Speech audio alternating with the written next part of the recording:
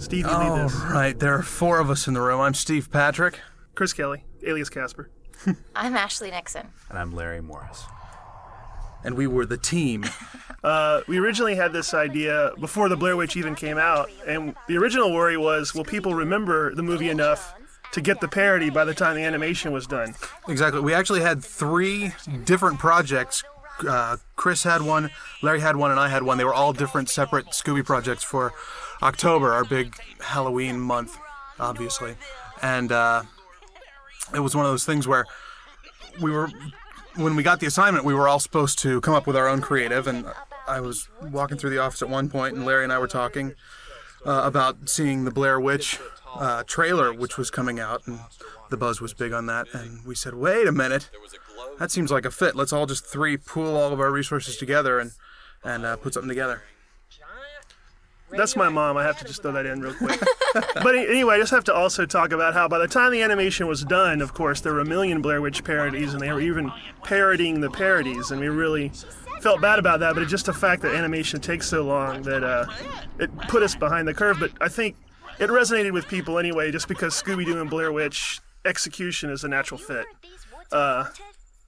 And I just want to say also, we did do this on a low budget. I painted those teeth. I did the makeup on that. It wasn't fun. And also... look in the mirror here. That's what's... Butch Siebert.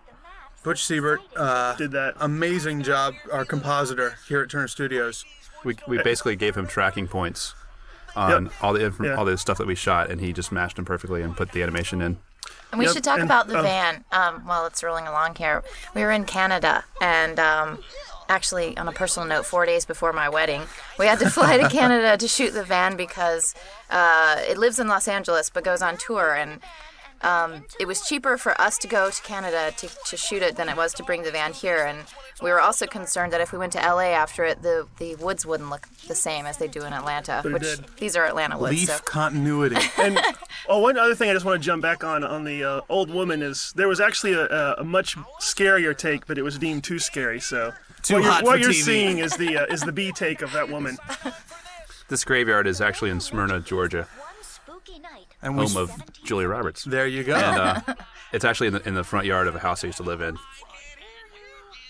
We made, with the different styles that were in the original Blair Witch movie, we made great efforts to duplicate both the black and white footage, and if you notice, and there'll be more footage later, with the film grain and scratches on the film, as well as the video looks. And actually, on an audio note, we did sweeten the sound effects.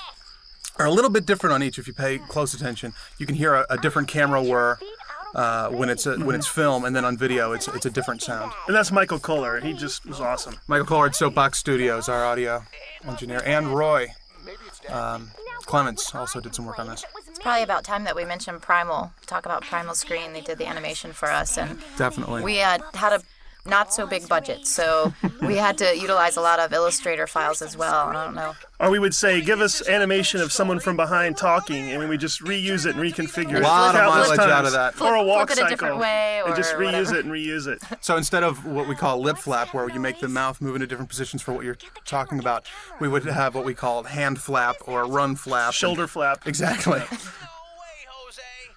And a lot of using...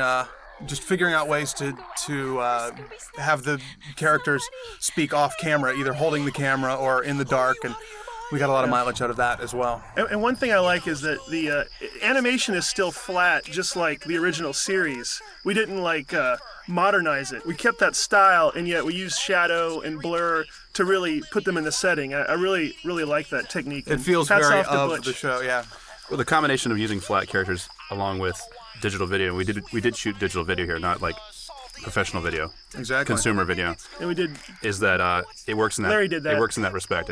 It's nice cheapness, a cheap quality to it to match the style of the movie. Well, we have to acknowledge Larry walking through the woods pretty much every night around midnight in the graveyard and everything else. I don't think the rest of us would have been. Well, and I think that part of the reason that. For whatever reason, good or bad, I think that we did get away with a lot, and we were able to get as much coverage and things like that, because a lot of times there were only 2 or 3 of us at any given shoot, pulling our own cables, figuring out our own timings. I think that this is a case where if we had had a big crew, it would have really stifled what we were able to do because it would have been too glossy. Well, we couldn't pan around, like especially this shot right here. I was panning around the woods, and I think Steve was here for this. That's right. And Steve would give me cues because this is his script. I believe. this little section is part of mine. And I would shoot basically wild with Steve behind me. Just so we had two of us in the woods at my parents' with house. a pen light and a script going and falling into sinkholes and. Actually, and this is with Chris.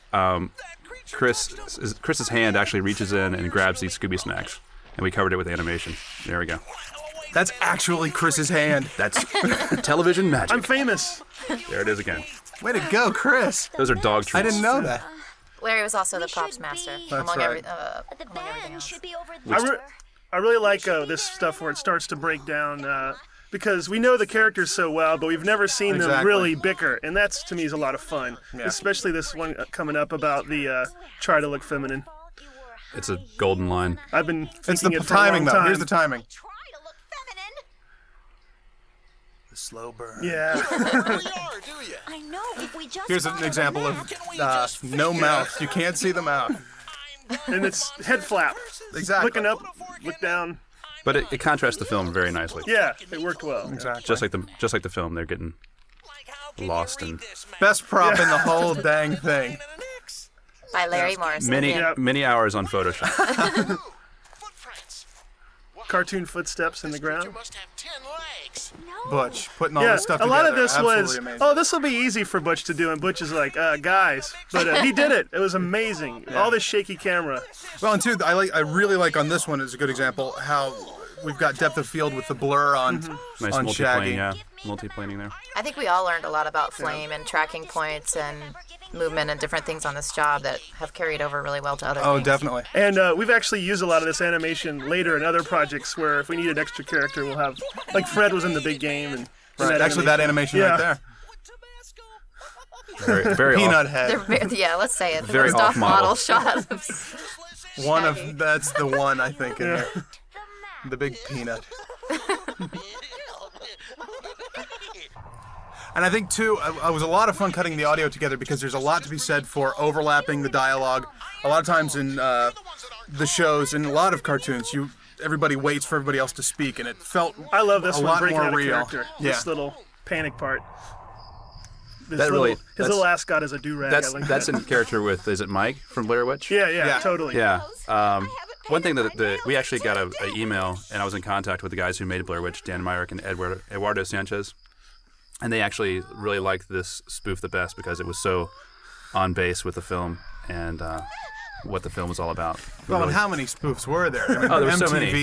But each spoof made it fit, its own purpose. This is an amazing job by Butch Siebert. This is actually very early. Didn't we get this test pretty early in the process? We're and like, we went, whoa. oh man, this is going to work. Yeah, the running stuff really made us feel Daphne like... showing a little gam there. Woo!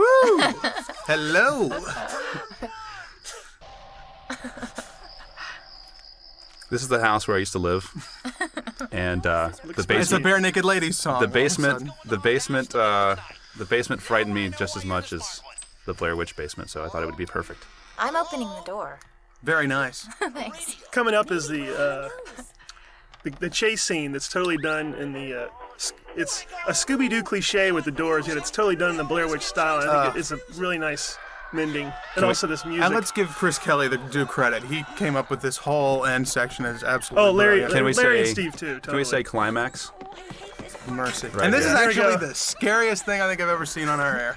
Because it actually gets creepy at the end. You're going, oh, mercy, really?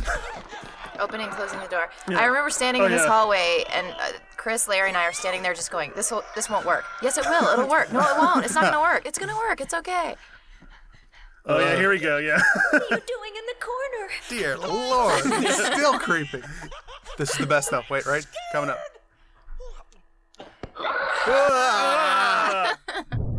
And then the capper. Oh my God, we've killed them all! I'm real happy they let us end on this sort of uncertain note. Exactly. I mean, as far as spoofs go, The end. Or is it?